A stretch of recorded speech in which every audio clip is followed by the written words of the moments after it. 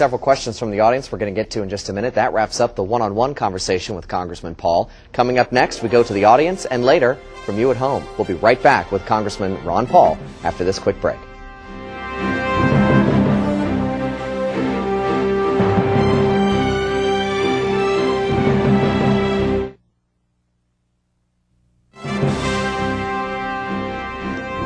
And welcome back to Conversation with the Candidate. We are happy to introduce you to Representative Ron Paul. He's a Republican from Texas. He's joining us. Our in-studio audience has been sitting here eagerly awaiting their chance to ask some questions of the Congressman. So let's get right to it. Our first question here in the front row. Sir, please stand. Tell us your name and where you're from. Hi, my name is Craig Everett from Darien, New Hampshire. Congressman, we have thousands of young men and women who, as members of the National Guard, have served tours of duty in Afghanistan and Iraq. They have served as full-time soldiers and suffered as full-time soldiers. However, they are not so classified by the Veterans Administration and therefore do not qualify for full veterans benefits. Would you support a change in policy so that these gallant men and women may be given all the tools to help them get their lives back on track? Absolutely. I think this is one of the most serious problems we face today in general, the neglect of taking care of our veterans. They get good care and all, but we've just heard a lot of stories about what's happening down at Walter Reed Hospital and some of the neglect. And we fight it all the time in the congressional office. Veterans coming and not getting good treatment. Whether it was after Vietnam War with Agent Orange, they didn't get treatment for a long time. Oh, these people are just psychologically disturbed and they don't qualify. After time, then they recognize that Agent Orange. After Persian Gulf War, it was the Persian Gulf War syndrome. They weren't getting adequate treatment. So whether they're active duty or in the reserves or the Guard, if they serve and have a disability, they should get a lot more better treatment. It seems like I was called up to duty and I served for 5 years during the Cuban crisis. They call us up, they drafted us back then, but so often many veterans are forgotten. And this is something, I probably vote for less spending than anybody else in the Congress. But I never vote against funding. I think against veterans, I think we have neglected them and we need to do a lot more. Greg, thank you for your question. Let's go to our next audience question. Sir, please stand. Give us your name and where you're from. Boucher from Pembroke, New Hampshire. Congressman Paul, I know that you've been a staunch opponent of the Patriot Act. If elected, how would you work to repeal it? How would I elect or try to get the Patriot Act repealed? You would try to influence the Congress to do it, to introduce legislation. You could look at the particular parts of it, these, the legalization of these searches and monitoring and the surveillance of the American people. You should challenge it in the court, and the president has this authority. So, and also not use it. If you feel strongly that some of these powers given to the president are unconstitutional, nobody forces a president to use them. So there's quite a few things you could do. But once again, attitudes have to be changed. Because if the American people are still saying, oh yes, it makes me feel good that the government can come in and spy on me without a search warrant, which some people thought that, after 9/11. That attitude has to change. But the president can do an awfully lot in leading the charge against these unnecessary searches and seizures and the type of things that they do. So I would do whatever I could. But ultimately, you would want the Congress to write a law up and repeal it. But in the meantime, a president should just ignore the parts that he's convinced are unconstitutional invasion of your privacy. Steve, thank you for the question. Our next audience member, sir, please stand up. Give us your name, where you're from. John Thing Jr. from Deering, New Hampshire. Congressman, my question is about health care. Health care costs are getting out of control, and a record number of Americans are uninsured. Recently, in the past few weeks, some of our largest corporations in the country, AT&T, Walmart, joined together with labor unions and healthcare advocates in calling for universal coverage within 5 years.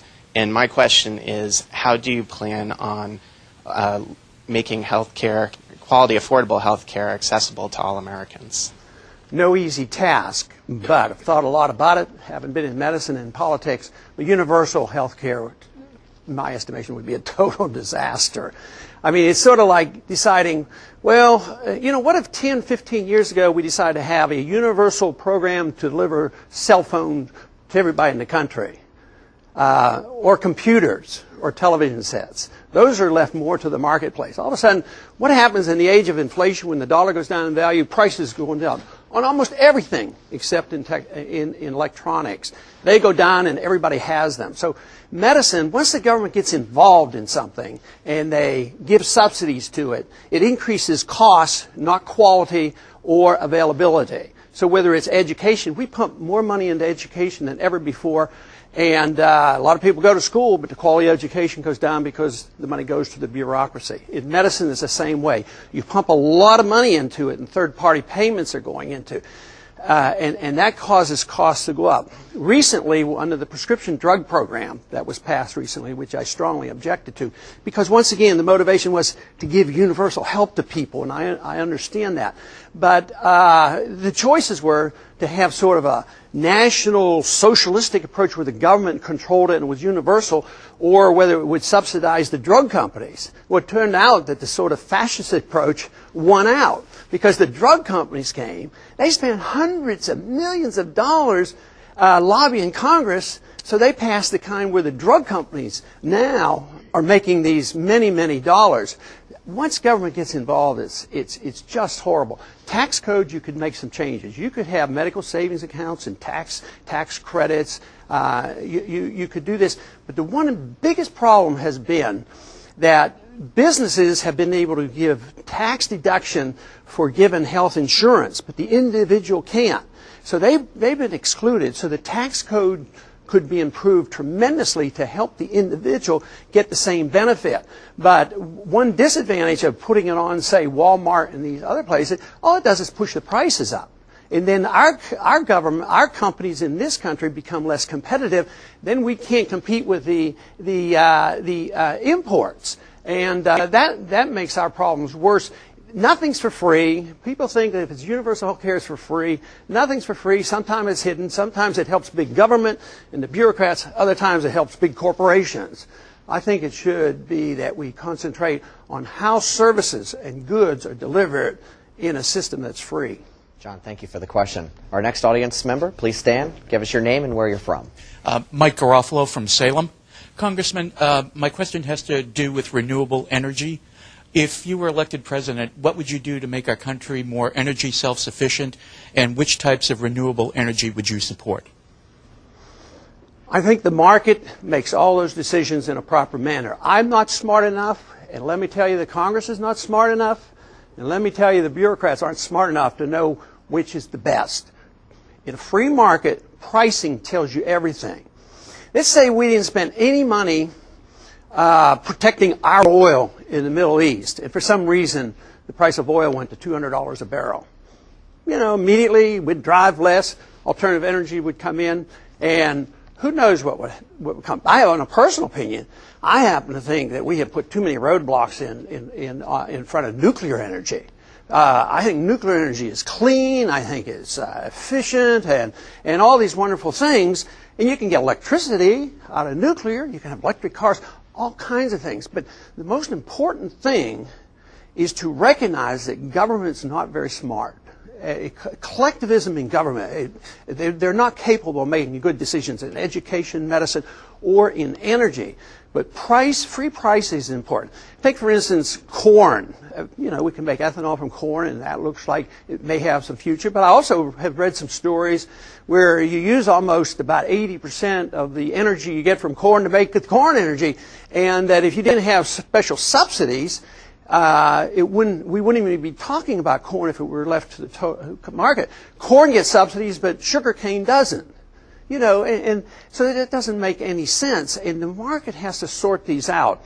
But what you need to do is get the government out of the way and not subsidize anything. So today, we have our corporations, whether they're energy corporations or whatever, and they want an alternative fuel to come in. They want you to pay for it. I want alternative fuels, and we would get it if you would let the pricing structure take care of it. I don't worry about running out of oil. Alternative fuels would come in if you just let the market work. Mike, thank you for your question.